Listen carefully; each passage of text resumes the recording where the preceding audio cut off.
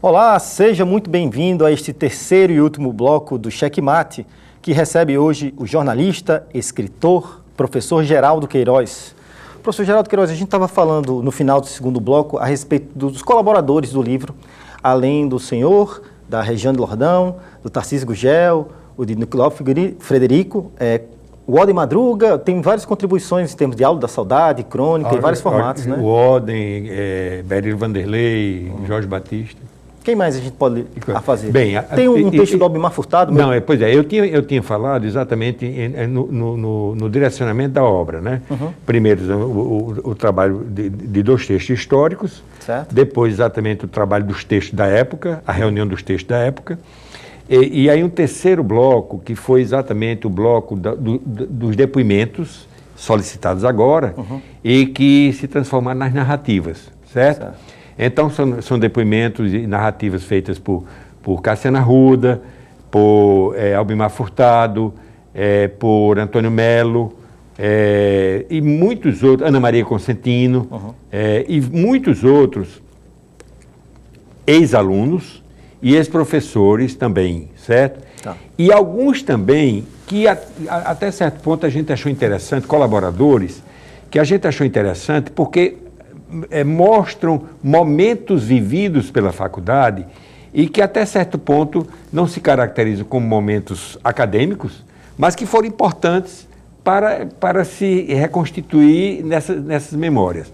Só para lhe dar um exemplo, Racine Santos, como realmente, vamos dizer, em todos esses trabalhos que eu tinha, em todos esses recortes que eu tinha de publicações em jornais, então eu verifiquei que exatamente na época, em 72, 73, Racine levou uma peça para a Faculdade de Jornalismo, a convite de um dos professores, eu não sei se foi de Jorge Batista, e que exatamente a peça era uma peça que, na época da ditadura, realmente foi uma peça profundamente, eu acho que, inusitada e corajosa para ser levada lá, porque eles realmente apresentavam a peça e lá para as tantas chegava a polícia como se estivesse prendendo. E todo mundo que realmente não conhecia, imaginava que tinha sido a polícia mesmo que tinha chegado e que prendia o pessoal e botava num camburão, etc. Então isso realmente provocou um certo mal-estar na faculdade, no dia em que foi apresentada. E aí nós pedimos a Racine que fizesse exatamente esse depoimento. E ele deu um depoimento onde recompõe a história, bem interessante. Outra, foi exatamente no dia da formatura da turma de 68, uhum. O AI-5, vocês conhecem, o AI-5 ele foi exatamente divulgado e implantado no dia 13 de dezembro de 68. Uhum. E a formatura foi no dia 14 de dezembro, certo? E o diploma não, o discurso do orador da turma, que era o professor Zé Wilde, foi o aluno Zé Wilde, depois professor da faculdade, etc., foi proibido de ser lido. Foi proibido de ser lido. E eu tomei conhecimento disso a partir do relatório da Comissão da Verdade, que a UFRN publicou o ano passado 2015, certo? Quando eu tomei conhecimento, aí eu pedi a Zé Wilde, que eu não sabia do fato, pedi a Zé Wilde exatamente para me mandar. Porque também, na mesma época, eu tinha ido para Caicó, até saindo um pouco fugido, por conta de umas declarações que eu dei favoráveis a Djalma Marinho, que era deputado federal, e que, por conta dele, não foi... vamos dizer, ele teve que renunciar à Comissão de Constituição e Justiça da Câmara Federal, e a proposta do governo militar de suspender, não, de realmente, vamos dizer, processar Márcio Moreira Alves, foi derrotada pelo Congresso. Então aquilo realmente significou uma vitória, e uma vitória que teve uma participação muito grande de Djalma Marinho. Então, pelo fato de eu ter realmente me manifestado favorável a Djalma Marinho, eu tive que fugir daqui à noite, na noite do dia 13, saí 9 horas da noite para Caicó para poder exatamente não ser surpreendido com uma prisão, certo? Tive que sair. E, consequentemente, também, aconteceu mais ou menos semelhante nos depoimentos que a gente teve, exatamente com essa constituição da Comissão da Verdade, do Zé Wilde. Por conta da minha ida, eu ainda era diretor da faculdade, mas não vi realmente Não, em 68 eu ainda não era diretor da faculdade, mas eu não tive condições de ver a formatura, que já era professor, incluído da turma, e não tive de ver exatamente o que aconteceu, porque eu estava fora. São muitas narrativas, muitos formatos. Muitos. E outras coisas também interessantes. E uma coisa muito interessante, sabe, que eu acho que era bom fazer aqui. Este livro não representa apenas uma história ou as memórias de uma faculdade, mas representa principalmente o retrato de uma época.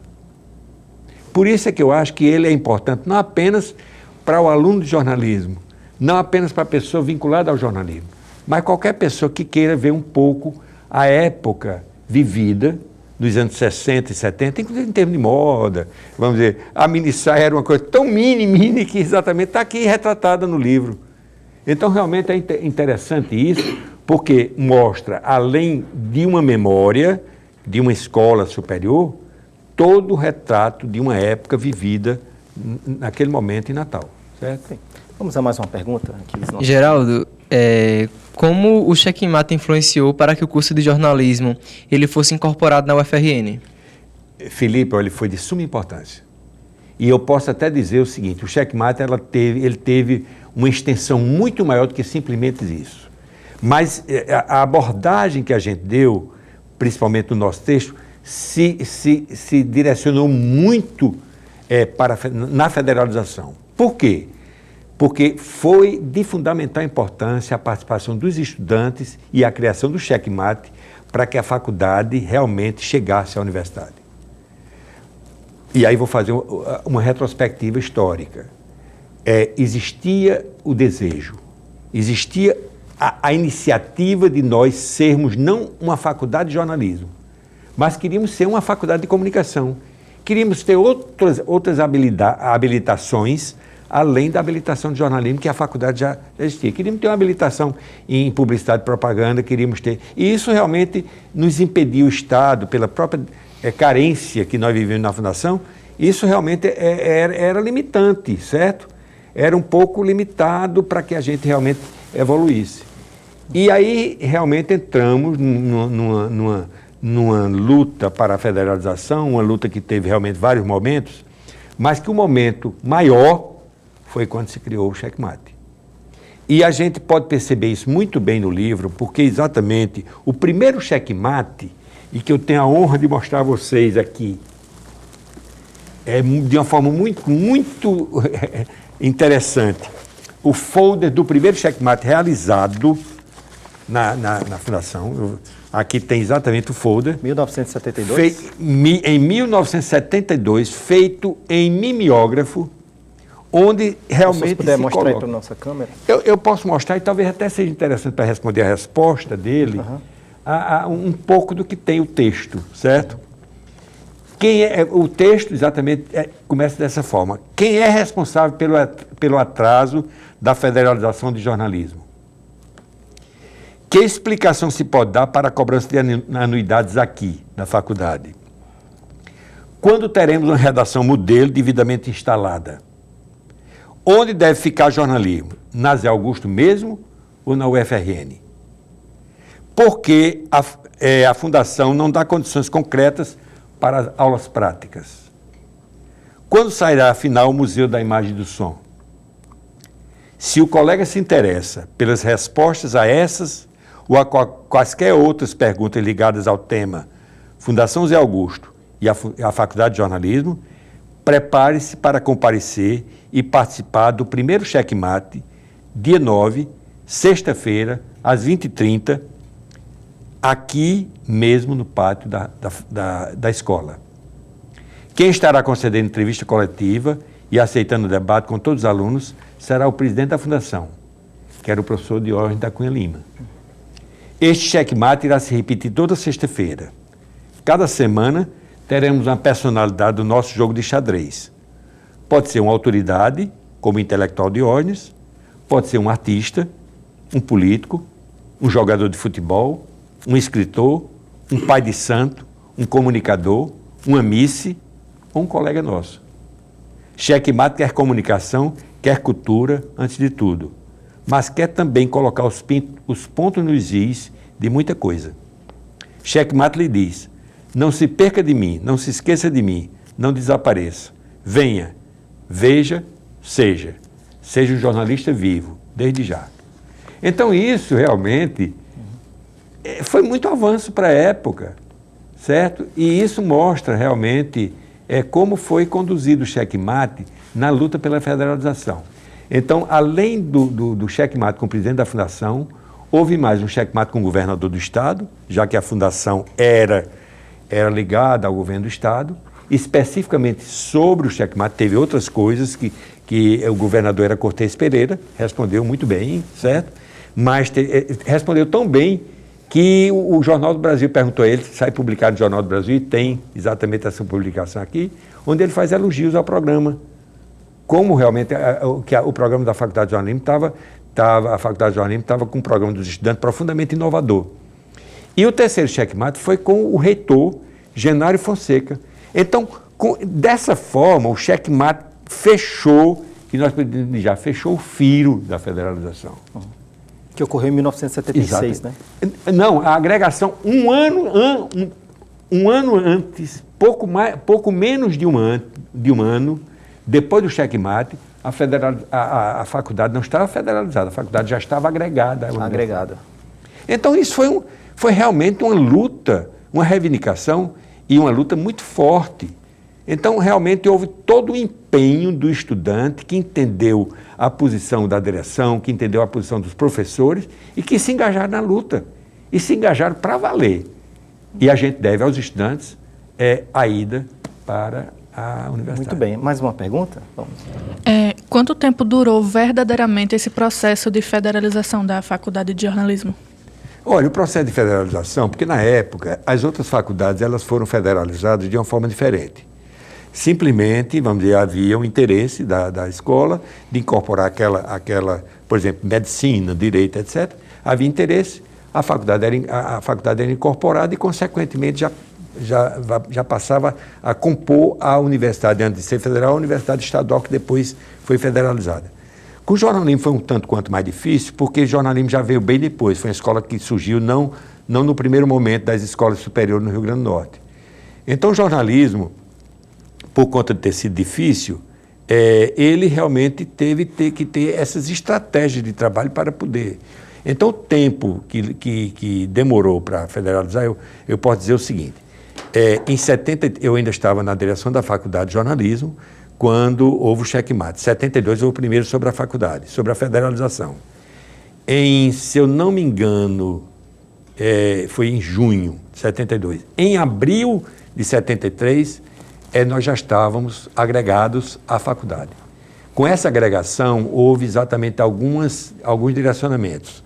O diretor da faculdade passou a ter assento no conselho universitário e teve um professor da faculdade que passou a ter assento no CONCEP, no Conselho Superior de Ensino e Pesquisa, certo? E aí depois, já em 74, aí houve um convênio que foi estabelecido, o convênio foi assinado pelo reitor Genário Fonseca e o presidente da fundação, Diógenes da Cunha Lima, que exatamente se estabeleceram as normas de como a faculdade ia receber como a universidade ia receber a Faculdade de Jornalismo. Então, o recebimento, neste momento, foi um recebimento mais acadêmico. A faculdade, vamos dizer, o recebimento foi acadêmico, os alunos vieram, os alunos foram aproveitados pela universidade e depois os professores tiveram que fazer concurso, abriram concurso e praticamente todos aqueles professores que eram já da Faculdade de Jornalismo fizeram concurso, passaram e foram aproveitados. Então não houve como as escolas antigas uma ida maciça, certo? Foi por etapas. Aí concluiu mesmo em 76 com a criação, em 76, por resolução do Consune, da universidade, da criação do curso de comunicação. Professor, infelizmente nosso tempo já está esgotado. São muitas histórias que gostaríamos de debater até mais, mas de fato queríamos agradecer imensamente aí, não só pela entrevista, como pela aula que foi dada, toda a nossa história do curso de comunicação, de jornalismo, que já começou desde a década de 60 para 70, evoluindo para 70, e muitas vezes as pessoas não têm esse conhecimento da importância histórica, tanto da faculdade como desse processo de transição para a UFRN. Agradecer demais a sua participação. Bem, eu fico muito honrado desse agradecimento, até da aula que foi dada. E eu gostaria, Luiz, e vocês todos, de deixar aqui um livro.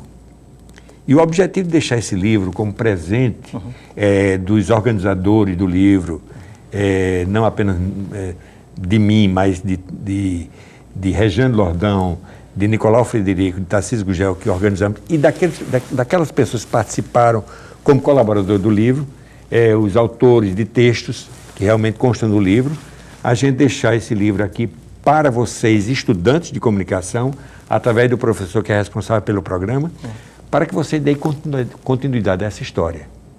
Isto é importante. E eu volto a dizer, uma instituição, ela tem que construir sua história.